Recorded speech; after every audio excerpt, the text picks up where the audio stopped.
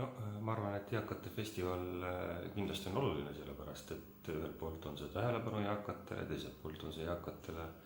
võimalus tutvuda erinevate eluvaldkondade võimalustega, mis eakatele pakutakse.